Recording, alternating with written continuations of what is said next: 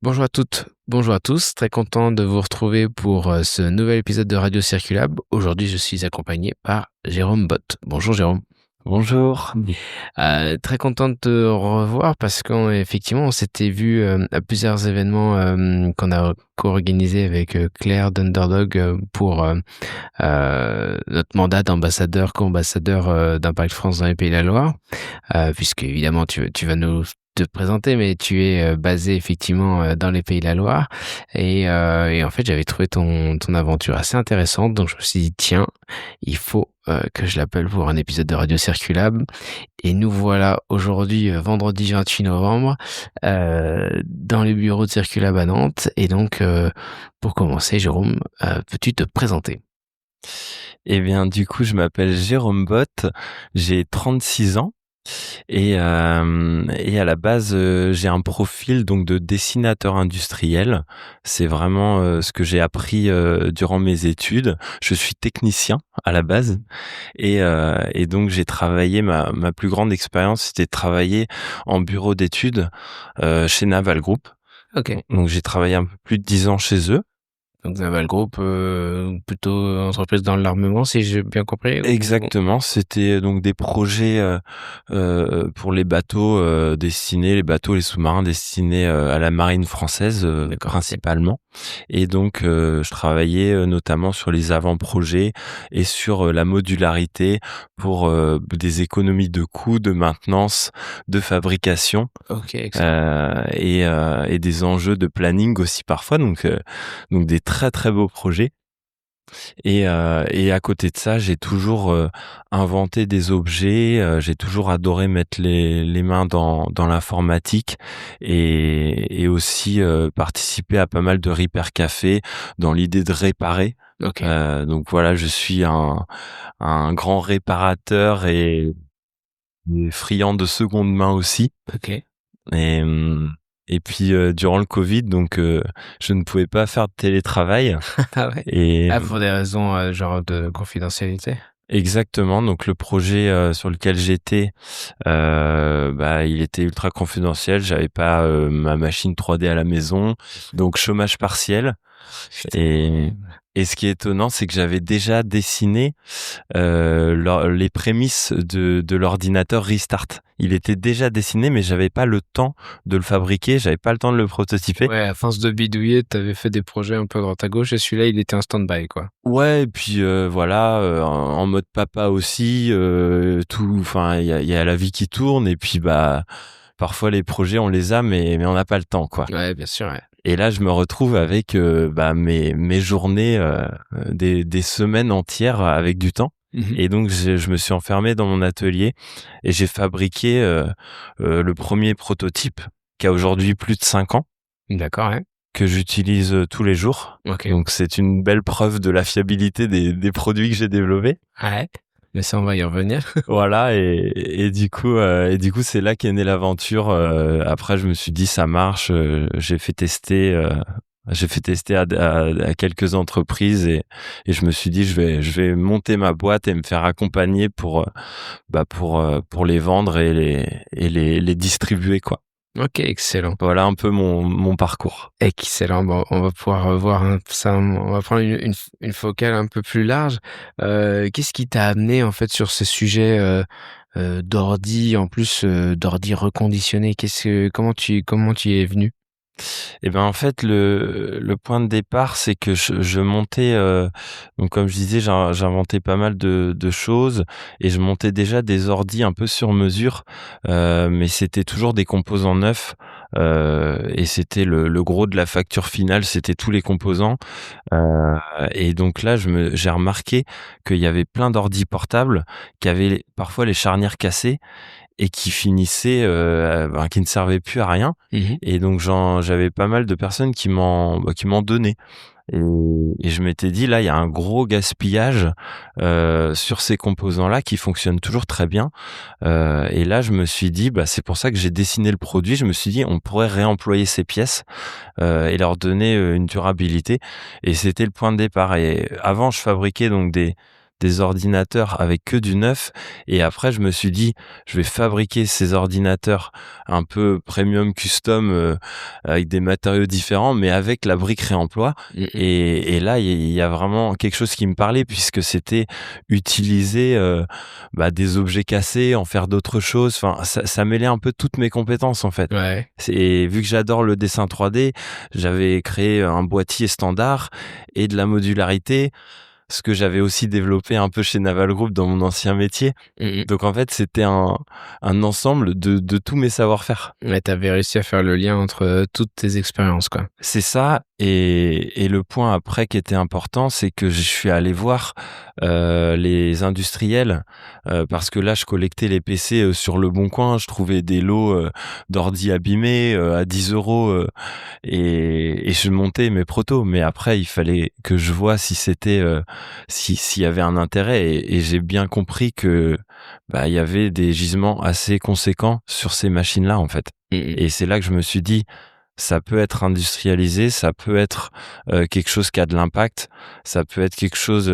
Pendant le Covid, il y avait toute la crise des composants, des appros, des semi-conducteurs. Tout à fait. Et en fait, moi, j'ai monté mon proto, j'ai acheté aucun composant. J'avais tout, j'avais déjà tout, et même toute la partie casing et tout, je l'ai fait avec tout ce que j'avais déjà dans mon atelier.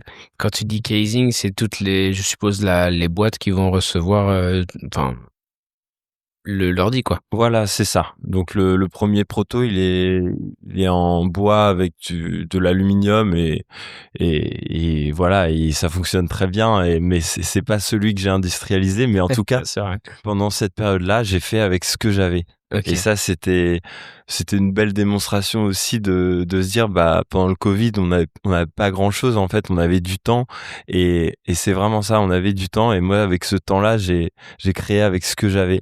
Excellent.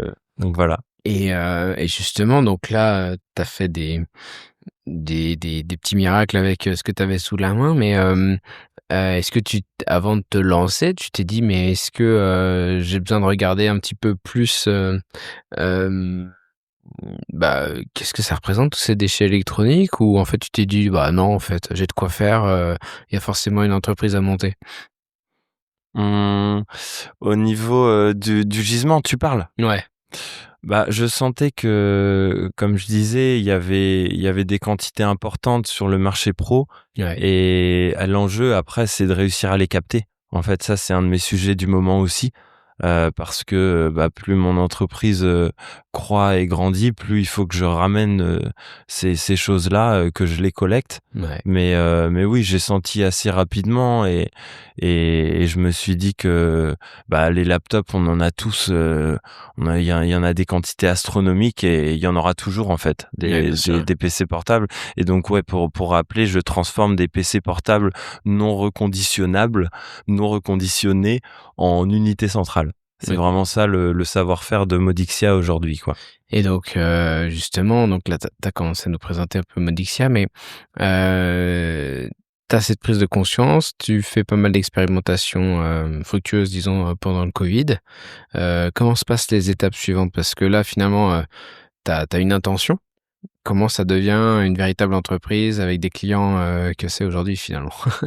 Là, ça a pris plusieurs étapes, plusieurs mois, même années.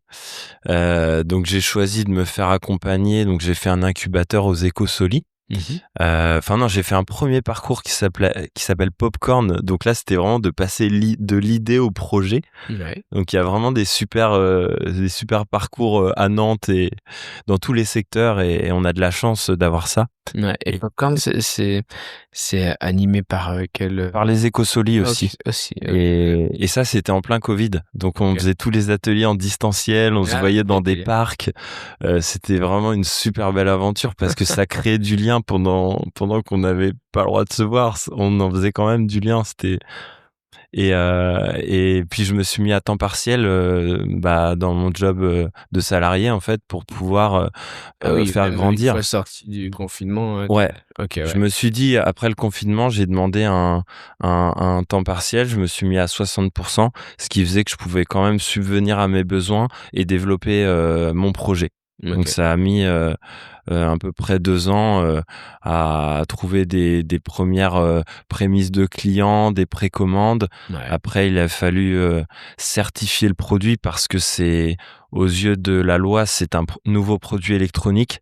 Donc il y avait tous les sujets juridiques. Ouais.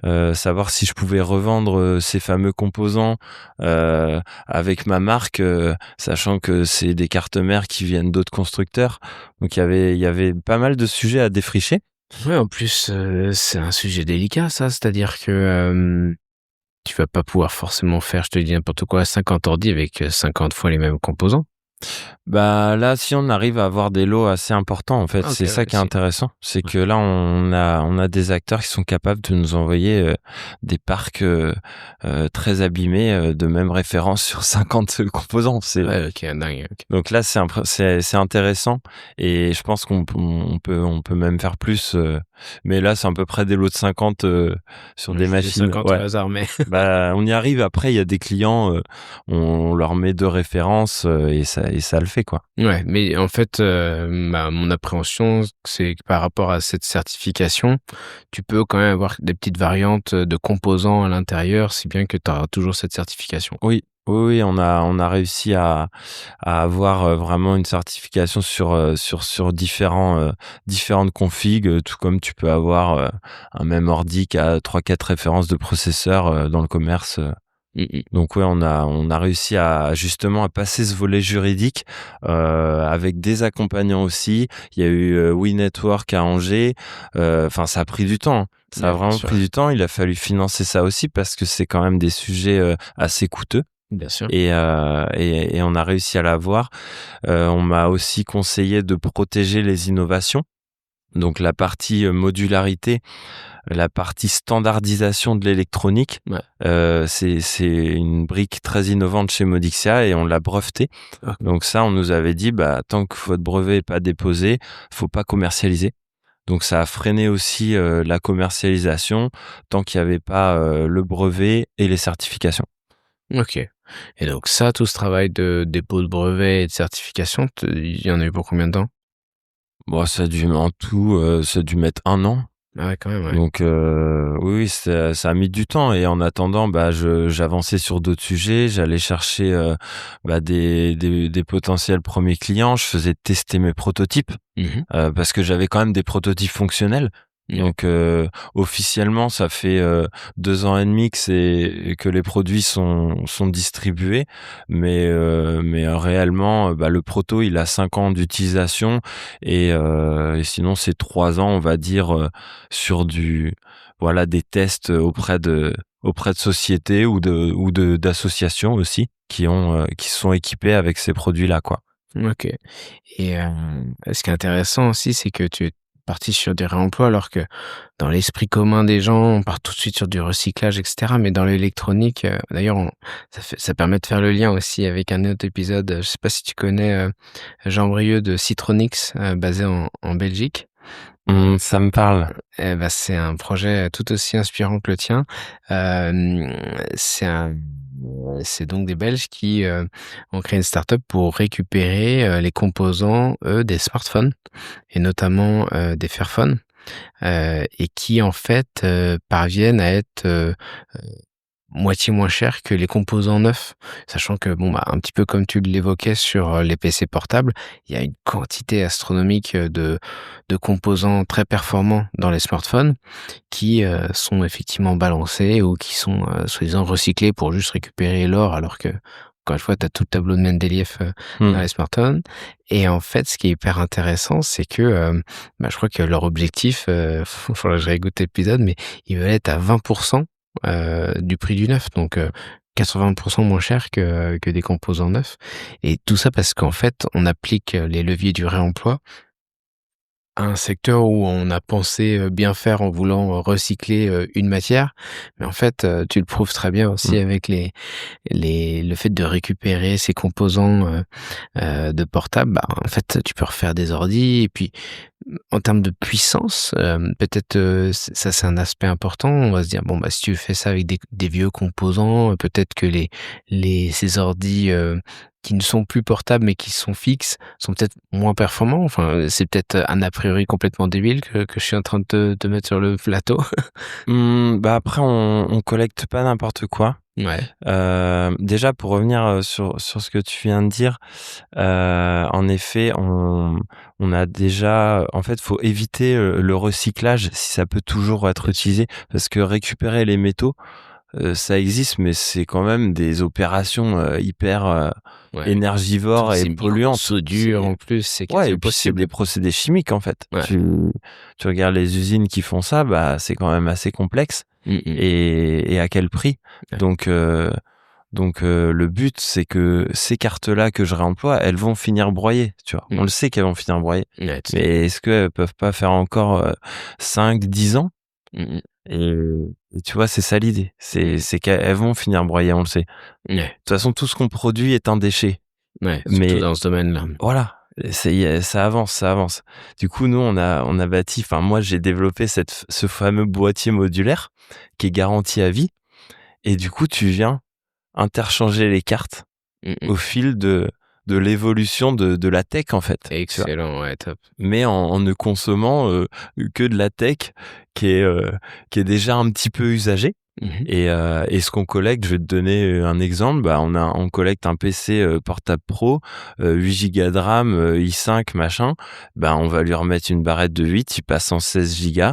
Et puis bah pour quelqu'un qui fait de la bureautique entreprise, et ben c'est largement suffisant. Bien sûr, Tu ouais. peux faire plein de choses. Il n'y a pas besoin. Aujourd'hui, je crois que la moyenne, c'est 20% de la puissance de l'ordinateur qui est utilisée vraiment. En moyenne, c'est 20%. On a des machines bien trop puissantes. Ouais, bah, Donc, c'est toujours le sujet, je crois que je l'avais aussi évoqué avec Jean Brieuc, c'est que, la capacité de calcul qui a permis de faire, atterrir l'homme en 1969, on l'a tous, je sais plus par, fois 1000 ou fois 10 000, dans notre téléphone portable maintenant, quoi. Enfin, c'est exactement. hallucinant, ouais. Et ça, c'est hyper intéressant, ce côté modulaire. Alors ça fait partie des leviers, qu'on évoque nous, beaucoup sur tout ce qui est résilience d'entreprise, donc cette capacité à résister, à s'adapter, à se transformer après un choc. Finalement, tu as un peu créé le Fairphone de l'ordi fixe, finalement. Exactement, sauf que la différence, c'est que Fairphone, ils font un produit qui est totalement neuf Ouais. et ils vont contrôler un peu la chaîne de valeur de la mine, enfin la chaîne de fabrication de la mine jusqu'au client final, on va dire.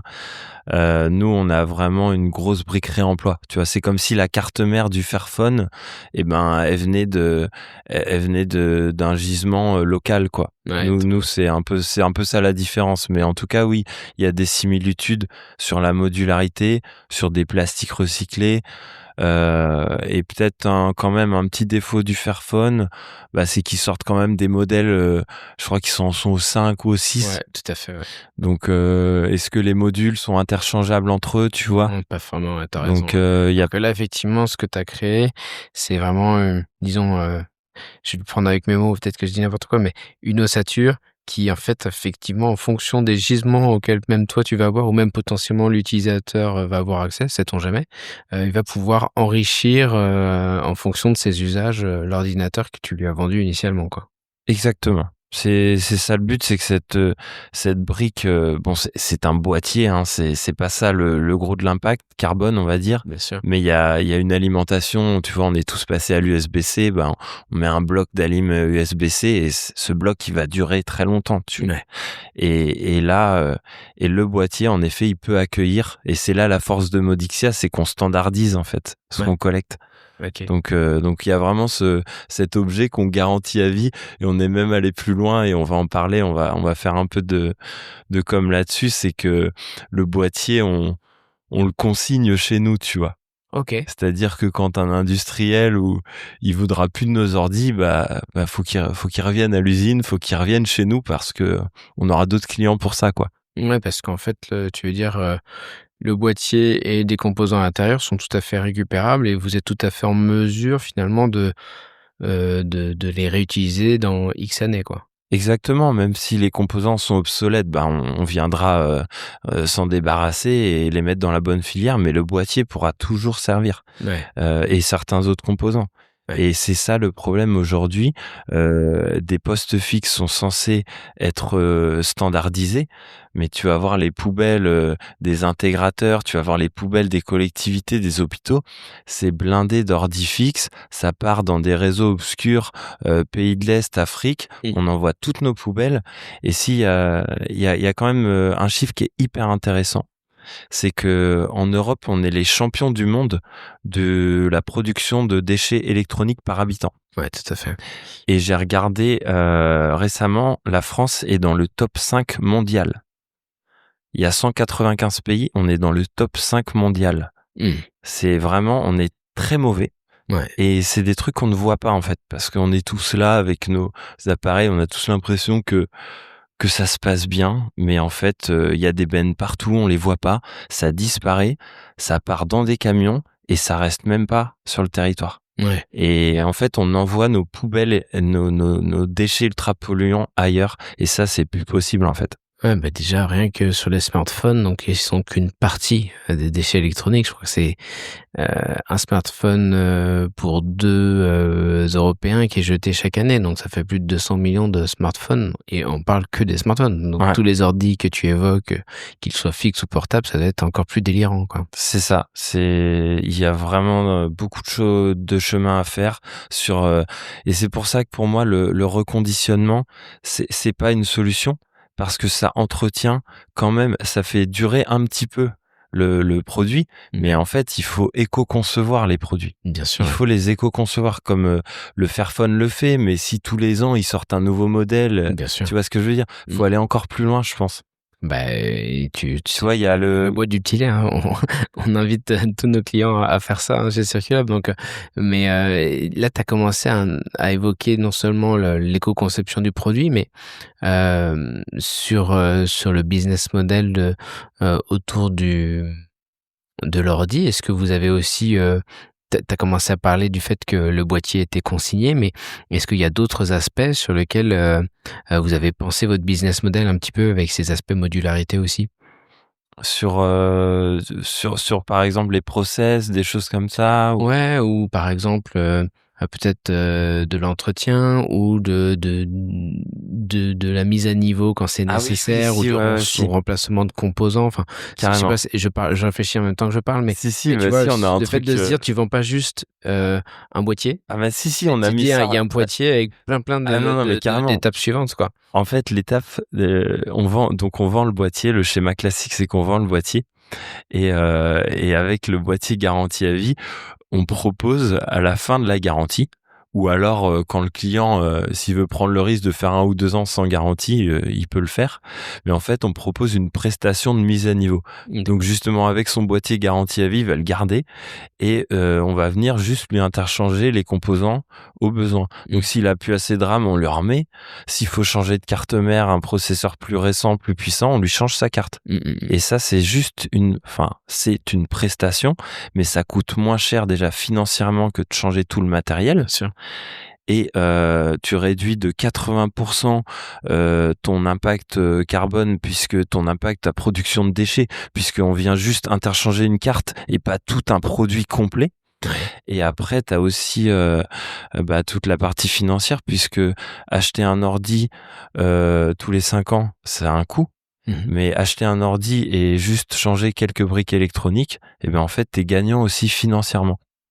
Et donc ça, on le présente à nos clients en ce moment parce que c'est une offre durabilité et ça permet concrètement de ne pas mettre des ordis complets à la poubelle et d'agir concrètement sur la réduction de déchets et la réduction de matières produites aussi puisqu'on on reproduit pas tout, quoi. Et puis, pour parler aux acheteurs aussi, tu vas aussi réduire le prix peut-être non seulement à l'entrée, mais aussi pour un long moment finalement. C'est exactement ça. Et donc là, ça c'est vraiment de la communication. Donc sur un devis, on peut présenter un achat, mais après on projette le client sur le long terme avec nous. Et l'idée c'est qu'on accompagne le client avec notre matériel. C'est vraiment ça, quoi.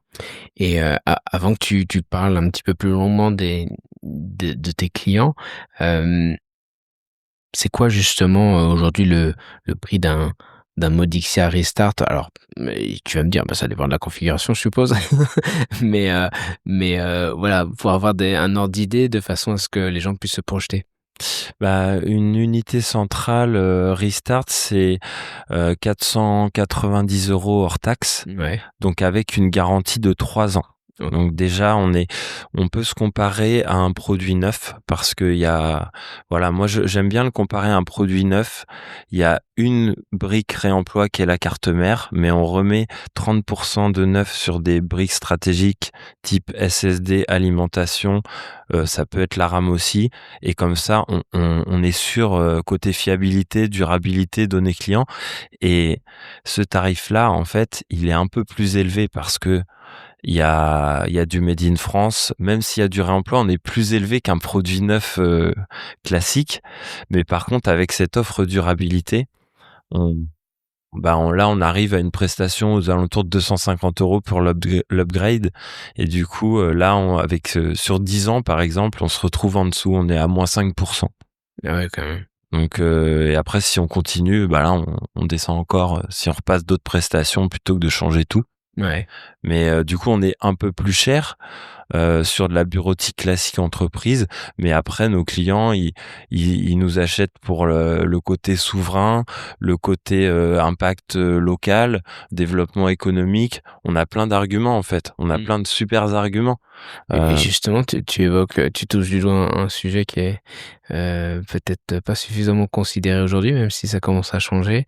Le côté souverain, justement, donc fabriqué et même refabriqué en France, ça sur la hardware, c'est assez évident, comme tu l'as expliqué.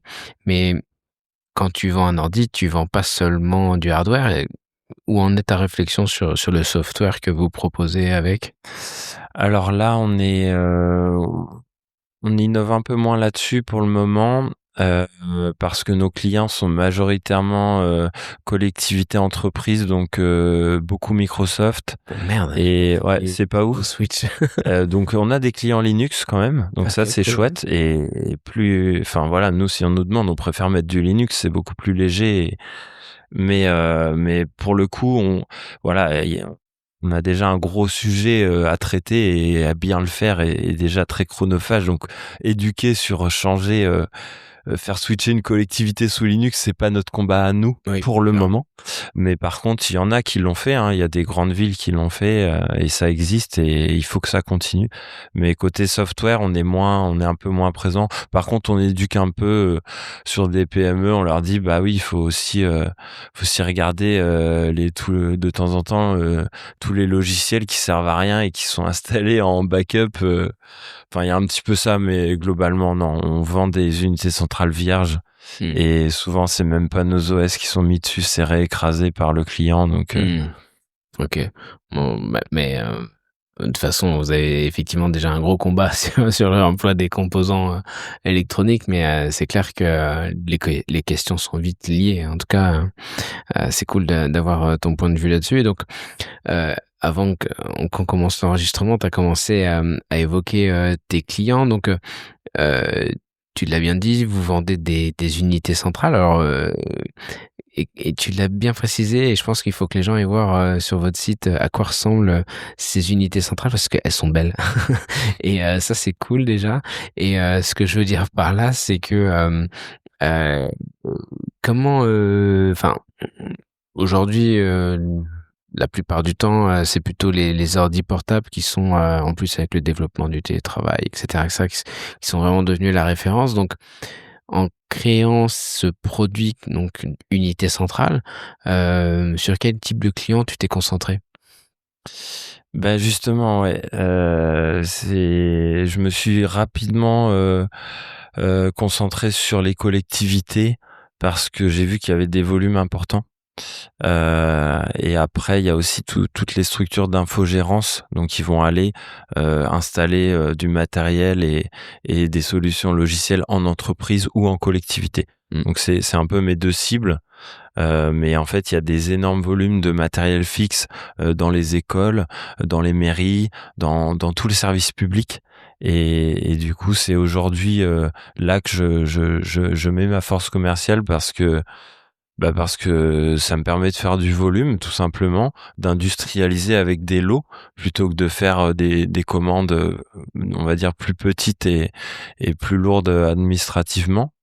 Et puis en plus, c'est ce que je te disais tout à l'heure, ça me parle que les ordi soient implantés dans des services publics, tout simplement, Ouais, des dans des services villes. essentiels, publics, quoi. Ouais, voilà, je trouve ça hyper cohérent dans une médiathèque, tu vois, que ma fille, elle aille, biper pour emprunter ses livres et que ce soit mon ordi derrière. Je trouve ça hyper intéressant, tu vois? Ouais, c'est clair. Et elle aussi trouve ça intéressant parce que tu peux faire de la com. Ouais. Dans les écoles, on en parlait avec une mairie là, en fait, on pourrait, expliquer, avant d'installer tous les postes aux étudiants, aux élèves de collège, de quoi est composé leurs Ouais, ordinateurs, tout à fait. faire de l'éducation autour de ça, en fait. Faire des cours de techno intéressants, quoi. Exactement. Et même peut-être finir. Bon, il y a du montage assez fin, mais tu vois, les dernières briques de fermer le capot, mettre les 4 vis, Ouais, tout à euh, fait. quelques petites choses, clipper les barrettes de RAM. Ouais, tout à Tu fait. vois, on a un fabricant Goodram qui a des usines en Europe. Bah, t'as la carte mère qui vient des poubelles du reconditionnement français et la Goodram européenne, et c'est eux qui la clipsent dans le boîtier Made in France, tu vois. Mmh, mmh, mmh. Et puis bah ça peut peut-être faire germer quelques graines plus tard parce que ils se seront souvenus de leur cours de techno. Ouais, non, mais c'est hyper intéressant, ouais. Et justement, comment ça se passe? C'est quoi les perspectives, pour Modixia? Parce que, tu nous as parlé du fait que tu étais accompagné, enfin, tu faisais partie aussi maintenant du réseau Entreprendre. Hem, ça fait déjà 1 an, 2 ans? 1 an, ouais, OK. 1 an. Et tu des premiers clients? Enfin, voilà, c'est quoi maintenant que tu vas dire, t'as bien essuyé les plâtres? Et quels sont tes prochains objectifs, tes prochaines perspectives? Alors, du coup, les prochaines perspectives, donc, c'est d'aller, comme on le disait, sur les collectivités. Donc là, ça fait 2 ans, officiellement que les produits sont commercialisés. Il y a eu en fait, la difficulté d'une jeune entreprise, on va dire, Ouais. c'est surtout dans la tech et dans du produit comme ça, et surtout pour les collectivités, c'est de rassurer. Mmh. Parce que il y en a qui vont se dire la boîte va peut-être couler dans 1 an. Donc là, la boîte elle a 3 ans, ça se passe super bien, il n'y a pas de retour négatif sur le matériel, et du coup là on sent que il y a du monde qui y va, Ouais, et c'est tu super rassuré positif. les gens, quoi. Voilà, mon proto il a 5 ans, plus de 5 ans, c'est une belle preuve. Voilà, ça rassure. Et puis le côté modulaire aussi, te dire que t'es pas bloqué en fait, contrairement à tous les produits électroniques qu'on achète, où Oui. tu te dis, ce que t'as acheté, c'est comme ça et tu peux plus rien y faire. Alors que là, tu te dis: «Bah, non, si je veux plus de RAM, c'est possible» ou quoi. Bah même sur on a eu un SAV il y a quelques mois, c'était un RJ45, un câble. Ouais. Et en fait, on a un petit système de bloc, ça se voit sur les photos à l'arrière, et du coup, on a renvoyé le câble avec le bloc, un peu comme le Fairphone, tu vois, on aurait renvoyé juste le module photo, on Ouais. l'a envoyé à notre client et c'est lui qui a fait la dépanne, tu vois. Ah oui, que genre dévisser, revisser. Ouais, voilà. Excellent. Et donc voilà, c'est ça l'idée aussi, c'est que si la réparabilité est possible Ouais. à distance, on ramène pas le produit, et puis les gens sont contents, hein, de dévisser une petite vis et de changer le truc. Ouais, et puis c'est cool, de permettre aux gens de monter en capacité de leur dire: «Mais que l'objet qu'ils ont dans les mains, c'est pas une prison, quoi. C'est un truc sur lequel ils peuvent agir». C'est ça. Et d'ailleurs, on a une gravure laser en dessous, t'as carrément comment ouvrir le produit. Énorme. T'as vraiment la notice «Ouvrez le produit et regardez ce qu'il y a dedans», quoi. OK, trop bien. Et Donc ça du aussi, coup, même pour l'entretenir, pour enlever la poussière, des trucs comme ouais, ça, c'est c'est ça. des choses qui peuvent se faire assez facilement. C'est ça, et c'est le but, pour le faire durer, de l'ouvrir de temps en temps, et ouais, tous les 2 3 ans, tu dépoussières, la base, quoi. Et tu évoquais aussi, le fait que tu viens de déménager Modexia, heu et que vous alliez aussi, faire de la colocation avec, une autre entreprise, ça je pense que c'est une belle étape aussi. Est-ce que tu veux nous raconter ça? Ouais, bah, ça, c'est une belle rencontre. Donc, c'est via Nantes Métropole qu'on a été mis en relation. Donc, c'est un groupe qui s'appelle Printer et donc, ils ont une quinzaine de sites en France où ils gèrent donc de la collecte de déchets électroniques et ils reconditionnent notamment du PC portable. Ouais. Et donc là, on s'est bien entendu et on a des valeurs assez communes en fait. Et ça a bien matché. Et vu qu'ils avaient le marché Nantes Métropole, c'était cohérent de travailler la matière au plus proche. Donc juste pour bien préciser, le marché que Printer a évoqué et c'est rigolo parce que je les ai rencontrés hier aux Assises nationales du réemploi, mais ce que je trouvais, intéressant, c'est que donc ils ont récupéré le marché des déchets électroniques de Nantes Métropole, c'est ça? Ouais, ils ont la partie collecte et gestion des déchets et fourniture aussi de matériel Ah OK, donc reconditionné. il y a vraiment le double sens et ça c'est cool, ouais. Voilà. Et du coup, ce qui est intéressant, c'est que bah moi, ils commençaient à m'envoyer de la matière première, donc des cartes mères, enfin des laptops très abîmés. Et là, ce qui est intéressant, c'est que bah moi, j'avais besoin d'un local aussi un peu plus confortable et plus de surface. Bien sûr. Donc là, on a mutualisé, sachant que l'activité de Modixia s'imbrique dans l'activité de Printer, puisque Printer ont aussi une antenne de démantèlement. Mmh. Donc, s'ils peuvent pas reconditionner, ils vont vraiment démanteler et ils ont même une usine, un site pour récupérer certains métaux. Donc en Donc, fait, tu vas te faire un stock de composants incroyable, quoi. ils vont fournir. Après, on a aussi d'autres fournisseurs avec qui on travaille. Ouais. Et l'idée de Modixia, un des enjeux, c'est vraiment de mapper tous les acteurs du reconditionnement en France, Mmh. déjà en France, et de retraiter ces ordinateurs-là plutôt que de les envoyer à la destruction.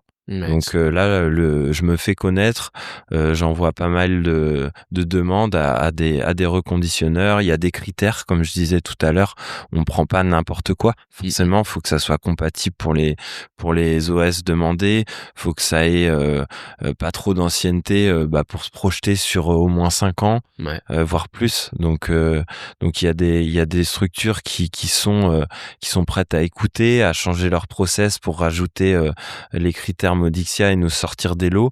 Il y en a d'autres qui, voilà, on est trop petit pour eux. Voilà, donc il y Je a passerai plus tard. voilà, mais en tout cas, aussi un appel à toutes les entreprises. On a des petites PME, on a des centres finances publiques qui nous fournissent leur matériel abîmé.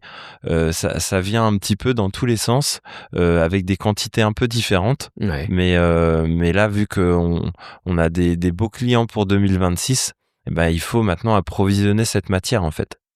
Ouais, bien sûr, ouais. Et ça, c'est cool parce que souvent, il peut y avoir des sujets de réemploi où tu as accès à beaucoup de gisements, mais tu as des galères au niveau des ventes ou inversement, tu aucune galère sur les ventes, mais tu galères pour accéder au gisement et là, j'ai l'impression que tu as trouvé un espèce de match parfait, en fait, entre, en termes d'appro, vous parvenez en tout cas avoir ce dont vous avez besoin et puis en plus, tu arrives à écouler, ces produits donc bravo, quoi. Et il y a même un sujet assez intéressant, c'est que avec Nantes Métropole, en fait, ils nous ont fourni des lots de laptops de leur parc Ouais, abîmés ouais. et on leur a remonté des PC Restart avec leur propre carte mère. Mais ils le savent. Oui, oui, bah carrément, ils nous ont même livré les ordis. OK. Et ce qui est intéressant pour eux, c'est qu'ils connaissaient déjà ces cartes mères, ces références-là, OK. parce qu'après, tu as le déploiement, tu vois, des systèmes d'exploitation et ils étaient contents de retrouver leurs ordis portables qui ont switché en PC fixe, Ouais, tu ouais, vois, tout à fait. en termes de Oui, et puis en config. plus, c'était pas forcément les mêmes utilisateurs, entre ceux d'avant et ceux d'après, quoi. Non, c'est pas les mêmes, mais Ouais, du coup, ils connaissaient déjà cette marque, cette électronique, tu vois, ouais, c'était pas un produit totalement nouveau. ouais, Et, carrément. et pour le coup, on a fait on a fait une belle boucle circulaire, ultra locale. Ouais. Donc ouais, assez étonnant. On l'a fait avec quelques autres petites entreprises. Mais ouais, ça c'est le plus drôle de collecter directement le déchet et de le redistribuer sous une autre forme, quoi. OK, excellent, trop bien et question, hem, avec, un petit peu plus de recul maintenant, si tu devais te donner un conseil, par rapport à, toute cette aventure entrepreneuriale, parce que tu as fait quand même 10 ans, de salariat, hem, en rentrant justement chez Naval Group, c'est quoi le conseil que tu te serais donné, pour, pour réussir ta vie professionnelle, disons? Avec, ces 5 ans d'entrepreneuriat, 10 ans de salariat, quel conseil tu te donnerais au Jérôme qui rentre chez Naval Group? Ah, au démarrage de Ouais. mon activité? Non, non, Enfin, au il y a démarrage de 15 ans, quoi. Naval Group, ouais. Bah, déjà, je pense que ce que j'ai bâti là, Ouais, c'est vraiment aussi parce que j'ai eu l'expérience Naval Group. ouais. Tu C'est réussi à faire les liens, à faire les ponts. Ah ouais, mais clairement, parce que j'étais sur les avant-projets et je présentais beaucoup de concepts aussi. Tu Ouais, vois, parfois, j'allais même à Paris ouais, pour montrer des choses qui allaient être mises dans les sous-marins. Fallait que ça soit validé. C'était hyper intéressant, mais c'était très challengeant parce que bah, j'étais pas juste en train de dessiner les petites choses. J'étais vraiment sur les faisabilités. ouais, Donc les tout à fait. grosses briques des propulsions. Ouais, ouais, Et parce que j'étais très inventif. ouais. Et du coup, le fait de faire du projet, eh ben, t'avais les gens qui faisaient les coups à côté, t'avais les gens qui faisaient les plannings. Donc ça, déjà, ça m'a appris, tu vois. Ouais, Après, t'avais tout le côté technique, faire des plans, rencontrer les fournisseurs. Et en fait, ce que j'ai bâti avec Modixia, eh ben, c'est en partie, si j'avais pas fait Naval Group, j'aurais pas pu le faire. J'en OK. suis sûr. C'est Ou grâce à cette ça aurait été différent, tu vois. ouais, mais tu aurais pas du tout eu les la même méthode, la même approche, Ah oui, peut-être, bien cadrée, en l'occurrence? c'est ça. Après, il y a aussi mes études, tu vois, bah, tout l'usinage, l'impression 3D, tu vois, j'ai fait une licence professionnelle, maquettage numérique, prototypage rapide. Ouais, Donc les protos, je suis à l'aise de te sortir, des protos avec pas grand chose ouais, et du coup, bah, ça accélère aussi. Tu peux sortir un produit fini, fonctionnel, faire tester à ton client. Donc il y a un peu bah, je pense que mon activité, c'est un parcours de vie et je me serais pas donné, ou je me serais dit: «Bah, fais ton expérience». Voilà, 10 ans, tu peux quand même faire des choses en 10 ans dans une boîte. tout à fait. Heu et et là, je me suis dit: «Il y a quelque chose à faire» et moi, j'avoue qu'au bout d'un moment, ma mission, c'était de monter ça, tu vois? Ma Ouais, mission, c'était de monter ça, mais voilà, il y a 15 ans, je me serais pas dit: «Non, je vais pas chez Navarro, je monte directement ça», tu vois? ouais, bien sûr. L'expérience était nécessaire. Donc finalement, tu te serais dit, «Reste ouvert, apprends et puis tu verras par la suite». Ouais, voilà, je pense que ça aurait été tôt pour, ou alors peut-être si j'avais trouvé une autre personne, mais il y a ça et puis je pense la maturité, tu vois? J'ai été papa, à cette période-là, quand je suis, en 2013, tu vois? Ouais, Et au final, bah, il y a plein de briques de maturité qui se posent aussi en même temps tout à et je fait. pense que ça, c'est pas rien, en fait. Je pense, tu vois, de se faire grandir aussi en tant que personne Ouais. et après bah après c'est tout qui déroule mais c'est un ensemble de choses et je regrette pas de l'avoir fait à ce moment-là. OK, bah, il y a pas de regret à avoir. En plus, c'est très, très bien exécuté et là, on a regardé vers le passé. Regardons peut-être maintenant vraiment vers l'avenir. Tu as parlé éventuellement de ta fille, mais là, j'ai envie de te dire, mais projette-toi et vois avec, comment tu raconterais à tes petits-enfants, hem, cette aventure Modexia, quoi? Pourquoi? Comment tu leur raconterais l'histoire, sachant que peut-être qu'eux, le réemploi de composants, ce sera complètement évident. Mmh. Mais comment, leur expliquer que pour On vous, en espère. 2025, Mmh. ça ne l'était pas du tout? Bah ça c'est clair que c'est un sujet, comment je leur, raconterai? Bah je pense que je leur montrerai des photos, tu vois? Parce que j'adore la photo Ouais, et maintenant avec les téléphones, on prend tout en photo, tu vois? bien sûr. Et en fait, les photos, c'est hyper drôle parce que tu vois toutes les étapes. Ouais, Parfois, juste une photo est mieux qu'un long discours, comme on dit. Et je pense que je montrerai des photos, je raconterai, et puis je pense qu'on constatera que c'était un peu n'importe quoi là, d'être autant consommateur, que qu'il fallait trouver des solutions, il fallait les mettre en place. Ouais. Là, on voit tout ce qui se passe que au niveau climatique. On a on a toutes les prémices de voilà, il faut faire des nouvelles choses. Et ce qui était intéressant là, c'est les derniers événements qu'il y a eu à Nantes là, tous les événements réemploi, assises, forum des achats innovants, et je trouve ça hyper positif parce qu'il y a une vague de jeunes entrepreneurs qui créent des solutions, mais ultra poussées, évidentes, et qui ont envie de bâtir des entreprises ou des assos à plusieurs, avoir de l'impact. Ouais. Et ça m'a donné vraiment du baume au cœur de voir qu'on était plusieurs acteurs là à avoir pris le risque. En fait, c'est de la prise de risque. Ouais. On avait tous nos parcours au chaud dans des grands groupes, à avoir nos super vacances, nos super salaires, et en fait on s'est dit non, c'est pas possible. En fait là on arrête, on a des idées, on a des possibilités, et ben on y va, et on est trop content de se voir sur les salons, on est trop content de se voir sur les événements parce que ça avance, et qu'il y a des gens qui croient en nous aussi, et voilà. Bah top. Bah écoute Jérôme, merci pour ton témoignage, c'était top.